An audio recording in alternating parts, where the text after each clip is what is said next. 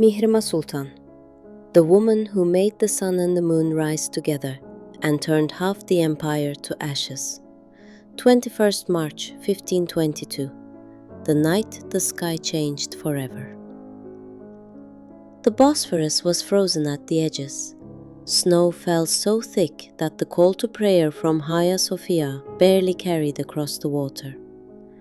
Inside Topkapı Palace, every lamp trembled, as if the building itself sensed what was coming. Hürrem's screams tore through the marble corridors like the cries of a dying eagle.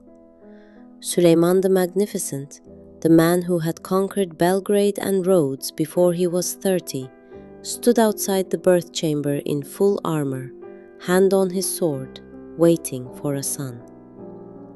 The midwives had promised him a lion cub. The door finally opened. The oldest midwife, face white as the snow outside, fell to her knees. In her arms lay not a prince, but a girl. Suleiman took the child. He looked into eyes that already burned like emeralds in firelight. For the first time in his adult life, the conqueror of half the world wept openly. "Her name will be Mihrimah," he said, voice breaking. "Sun and moon. This daughter will eclipse every son I have, every crown I have won." Behind him, the palace astrologer, an old Persian who had served 3 sultans, whispered to no one, "This child will either illuminate the world or burn it to the ground." Childhood, the education of a storm. By age 4, she could read Arabic, Persian, and Turkish. By 5, she was carried into the imperial map room on golden cushions. Suleiman sat her on his knee before maps painted in blood red and gold.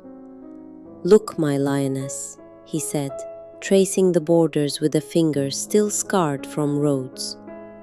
"This line is ours today.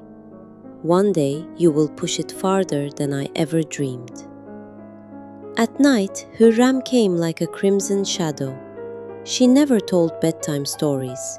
She told war stories. She stroked Mihrimah's hair and whispered, "Beauty is your shield, intelligence your dagger, cruelty your crown.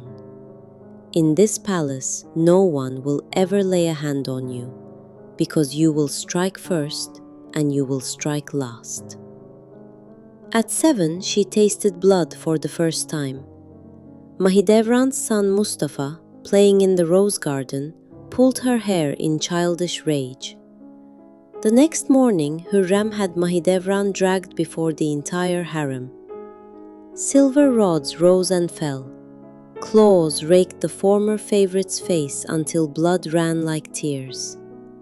Little Mihrimah watched from behind a latticed screen, emerald eyes cold as winter steel.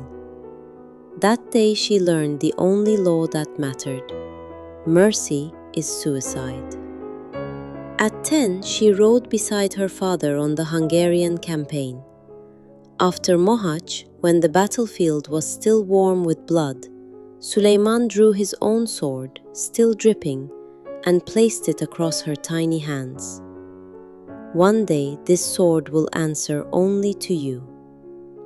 At 12, she orchestrated her first death. A favorite concubine of Mahidevran had dared call her spoiled within earshot of a deaf-mute slave. Mihrimah told her mother. 3 nights later, the girl was found floating face down in the palace cistern, silk bowstring around her throat. No one ever spoke of it again. Age 17, the golden cage and the forbidden flame, 1539. Hürrem chose the groom, Rüstem Pasha, a man carved from ice, ambition, and accounting ledgers. The wedding lasted 7 days and 7 nights.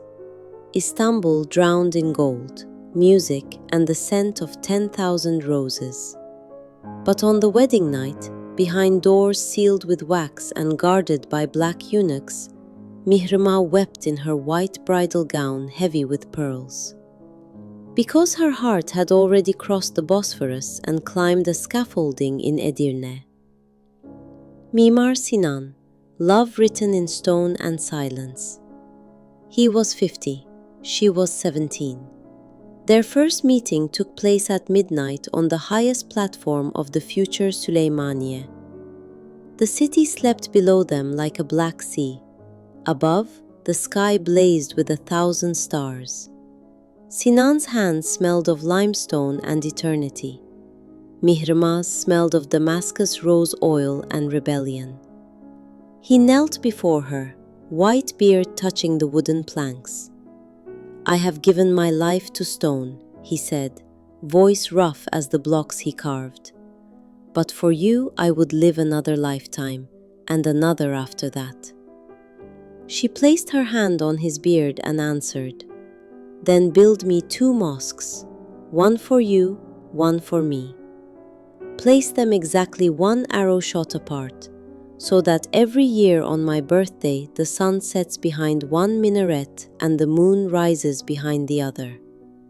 Let the whole city witness that sun and moon can exist in the same sky, because I command it." Sinan bowed his head until it touched her feet, and he kept his promise. He built her the Süleymaniye, the greatest mosque the world had yet seen, its dome higher than Hagia Sophia's. Mihrimah emptied her personal treasury, chest after chest of gold and jewels, to raise her own mosque on the Asian shore in Üsküdar. The distance between the 2 minarets, exactly 1 arrow shot, measured by Sinan himself with the bow he had carried as a janissary in his youth. Every 21st March, as the sun sank behind Süleymaniye in a blaze of blood and gold, the moon rose behind Mihrimah's mosque, pale and perfect. Sun and moon in the sky at the same moment. For 500 years, Istanbul has watched this miracle and whispered the same name, her true, ruthless love, the throne. Yet the deepest fire in Mihrimah's soul was never for any man. It was for power absolute. When Hürrem died in 1558, Mihrimah was 36. That same day, Suleiman summoned her to the throne room. He placed the imperial seal in her palm, with hands that trembled for the first time in 50 years.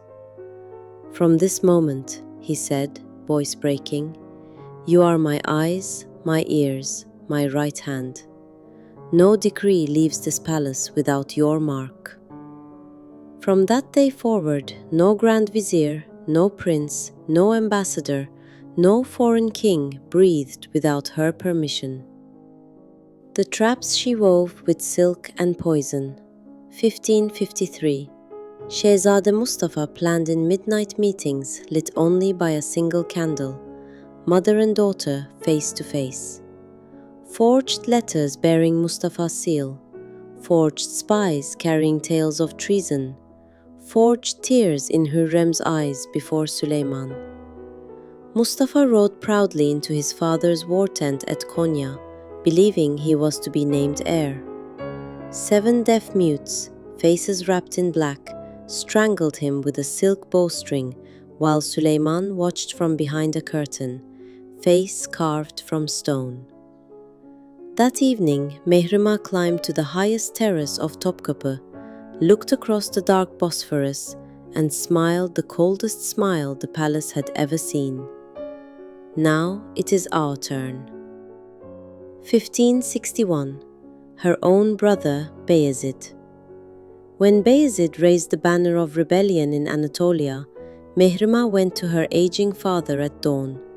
She knelt, kissed his hand, and spoke with tears that were not entirely false. "He is no longer your son. He is your enemy. If you spare him, he will sit on your throne while your body is still warm." Suleiman, eyes hollow, sent 400,000 gold coins to Shah Tahmasp of Persia. Bayezid and his 5 small sons were strangled in a Persian dungeon, their bodies wrapped in carpets and returned like parcels.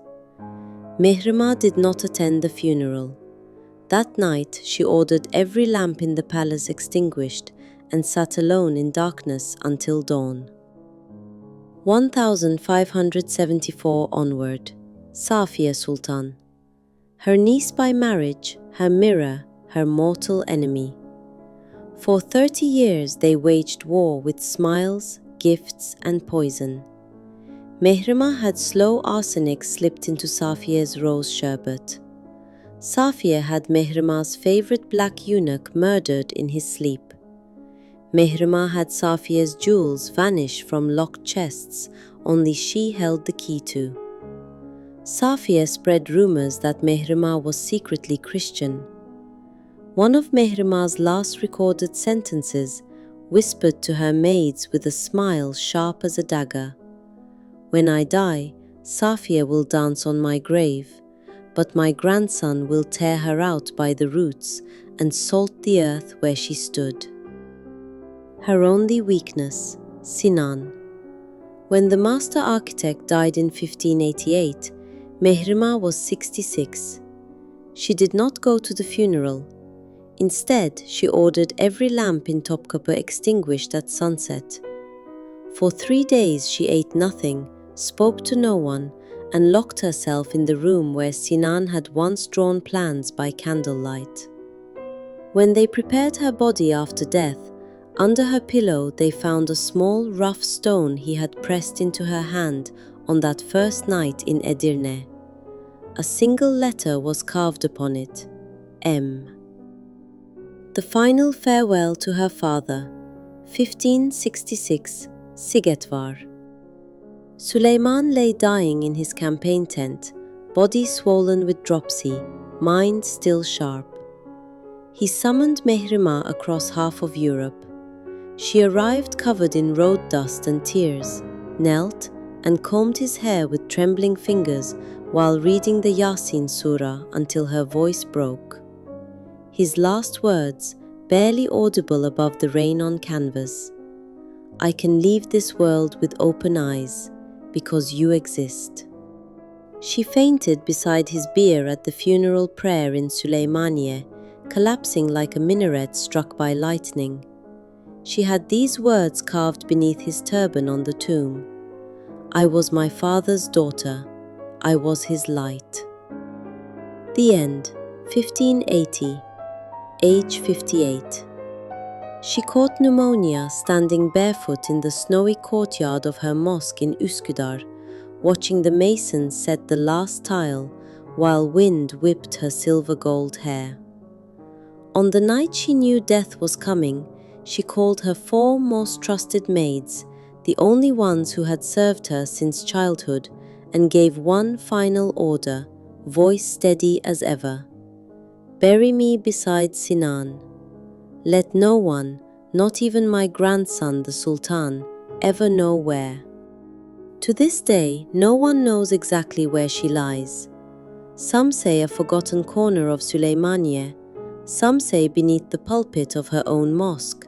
Some swear she rests inches from Sinan's humble grave in his little garden tomb behind Süleymaniye.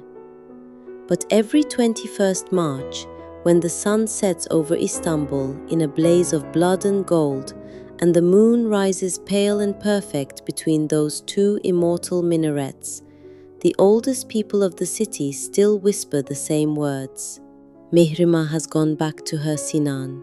Because she never chose between love and power. She seized both with the same hands. She set both ablaze with the same smile. And history has never forgotten the woman who made the sun and moon rise together and turned half an empire to ashes doing it. Because Mihrimah Sultan was not merely a woman, she was a storm, and storms are never forgotten.